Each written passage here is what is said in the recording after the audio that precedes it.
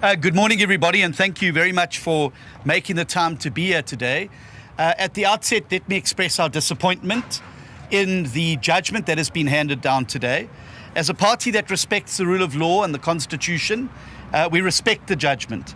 However, we do believe that a number of errors in law and in interpretation have been made in this particular judgment, particularly at Section 40D of the judgment, where the courts refer to what they call a bright line between state and party that is observed.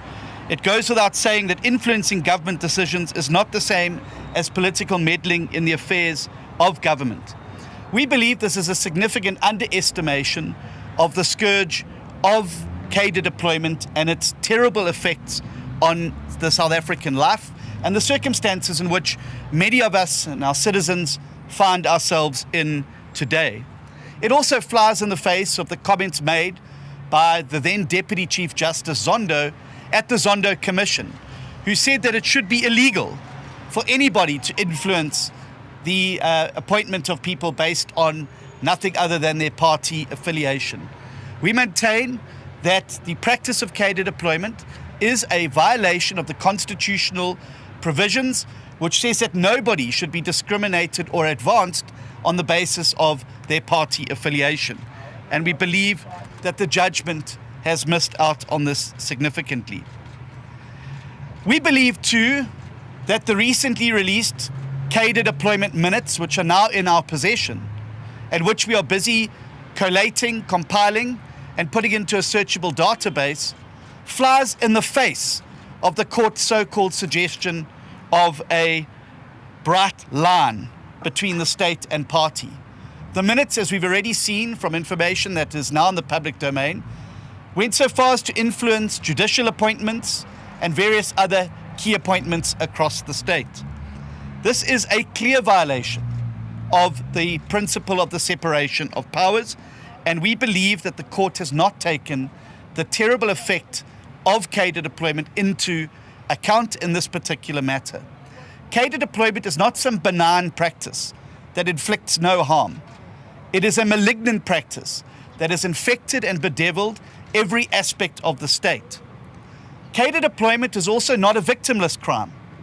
Every time the lights go off, every time a factory is shut down, every time that water stops running in taps, every time one of the state-owned entities fails to fulfill its responsibilities and requires another big bailout, is as a result of cadre deployment.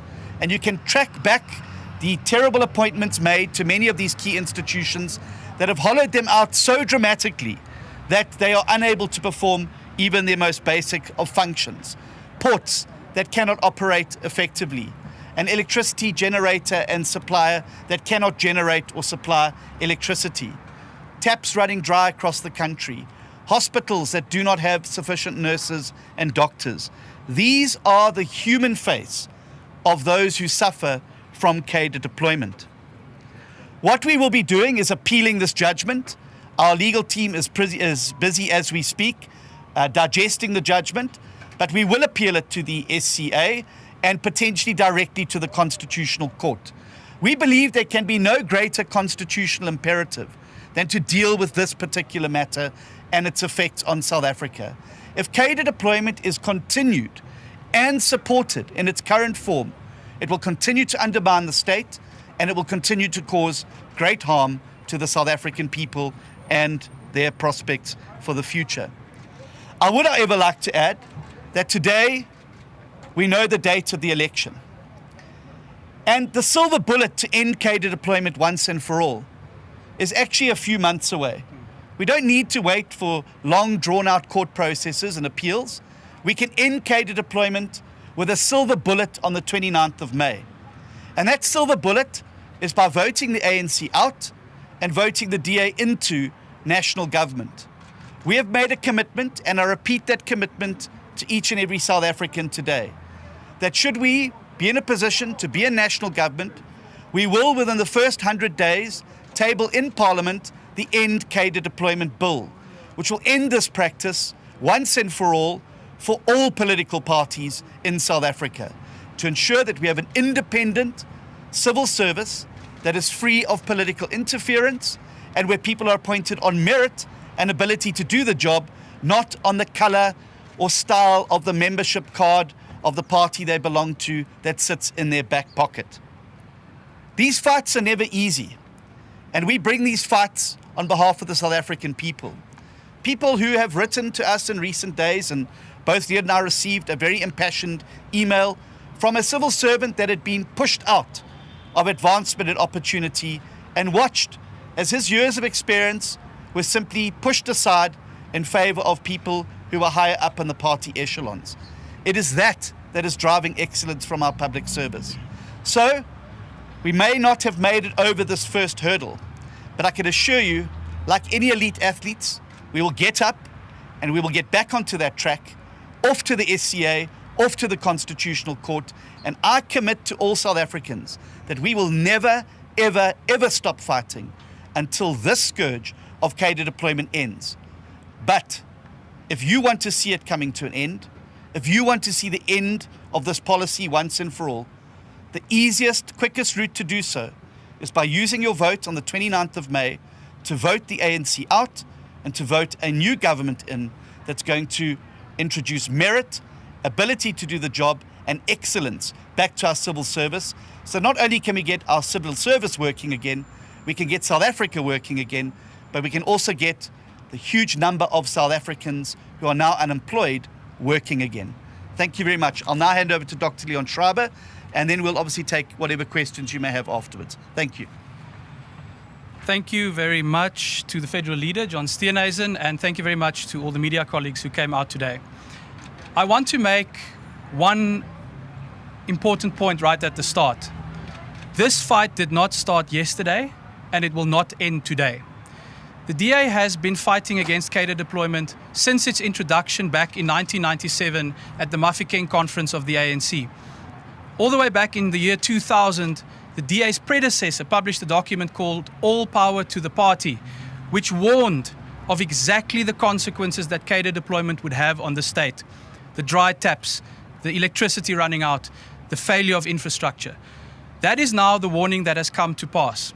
And over the last 5 years, we have similarly worked tirelessly against this issue. We have introduced an end cadre deployment bill in Parliament, which was supported by every opposition party. It was only the ANC that stood against it. We have submitted dozens of parliamentary questions. We have won 3 different court cases to gain access to the ANC's cadre deployment minutes.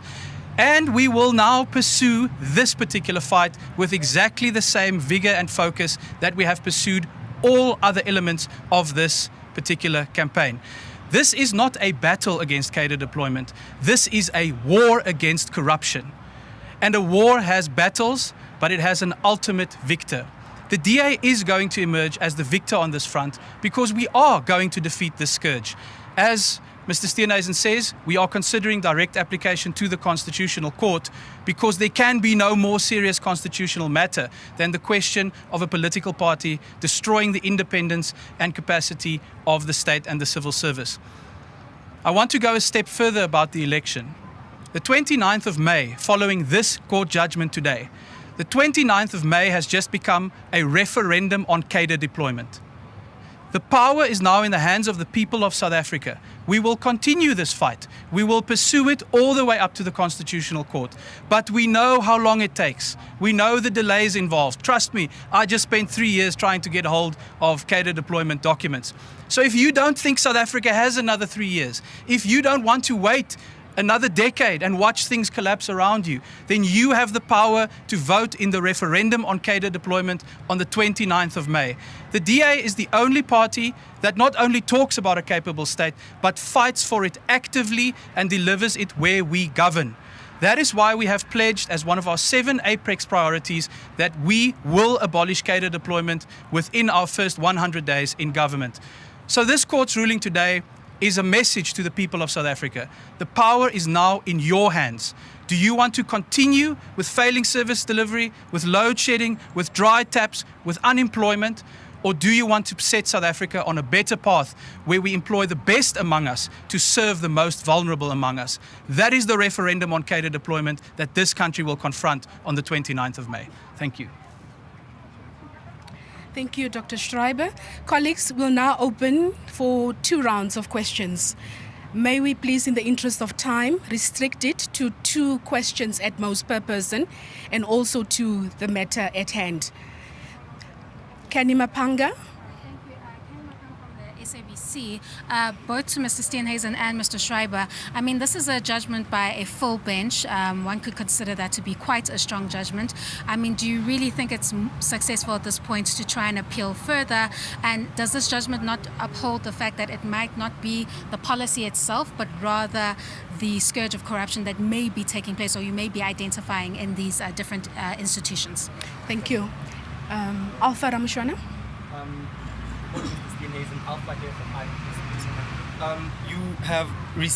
You received the ANC's documents 2 days ago. Will you be making those documents public? And number 2, I assume that you've assessed those documents, and what have you found within those documents? Thank you. Thank you. Any hands, colleagues?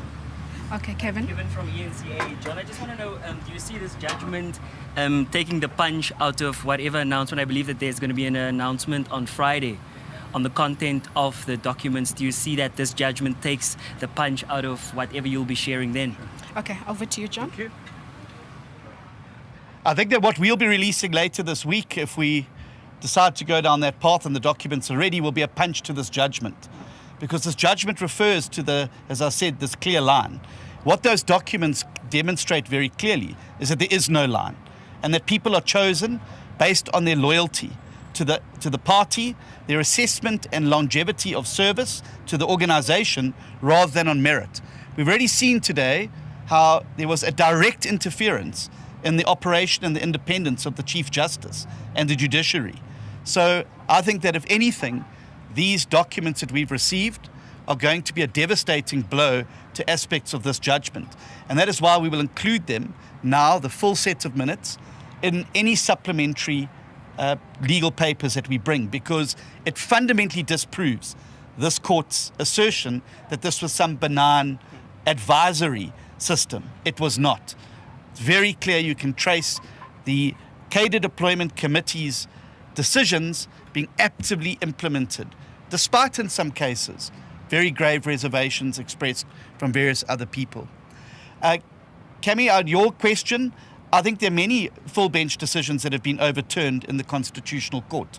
And I remember that I'm reminded today of our battle around Nkandla. It took us to take that all the way to the Constitutional Court before we were able to actually see justice in a judgment handed down by Mogoeng. So I believe that the Constitutional Court is the right court to be seized with this matter, precisely because they are responsible for the interpretation of the constitutional matters. It is also why we have superior courts, the SCA and the Constitutional Court, because there's an acceptance even amongst the judiciary that they don't always get it right. And whilst I respect their judgment today, I don't believe they've got it right.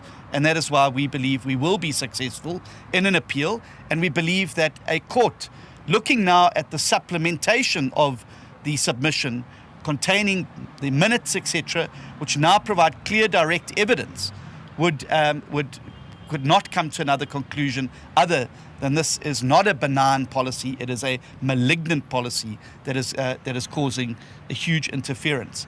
May I also just make the point that the court, in deciding to release the cadre deployment minutes to the DA and our PIA application, is further confirmation, we believe, that the exercise of a party power has had a direct influence in a exercise of a public power and an appointment power. The court would not have granted us access to the internal minutes of a committee of a party had they not believed that the actions in the decisions taken in those rooms ultimately resulted in a public action. And I believe that that will also strengthen the case going forward. Leon, I don't know if you want to answer the gentleman directly. Thanks. Yes, thank you. Just to add, we mustn't forget the State Capture Commission's report as well when considering, Kenny, this particular question, because that report made it very clear that this practice was part of laying the foundation for the ultimate state capture. So the two clearly are linked, and that is part of the argument that we will put forward, in addition, of course, to what we've now found. I want to say about the records that today's ruling actually vindicates how important it was for us to pursue that again for 3 years through 3 different court processes, because those minutes, those records will now come into their own when we are able to actually take this forward and table devastating additional evidence before the court. I want to say to you that we are currently processing hundreds of these documents, and our undertaking all along is that we will make them public. It's just that some of them were very poorly scanned, some of them are difficult to read, and we have now also received hard copies. So, as often happens, the DA will have to fix what the ANC couldn't do. We will rescan the documents so that you can actually also read them and understand what is in there. I do want to say this morning, without being able to reveal in full detail what is in those documents, there exists in South Africa today a WhatsApp group for cadre deployment. A WhatsApp group inside the ANC that says, please forward the CVs of these people because there's currently a vacancy. There exists in South Africa today a database with the headline, Cadres for Consideration. Names of 171 individuals who are pre-selected inside the ANC for deployment. We have that database, and we are currently, as the leader says, making them searchable. There is no person in this country who could hear about a political party with a WhatsApp group that influences appointments, about a political party with a database of pre-selected cadres for deployment, and not understand that this is the fundamental reason we have seen service delivery collapse across society. And that is why we are going to make it public, so that the people of South Africa can judge for themselves, and as I've said, be informed on the day of this referendum on cadre deployment on the 29th of May that we know as the election. Thank you.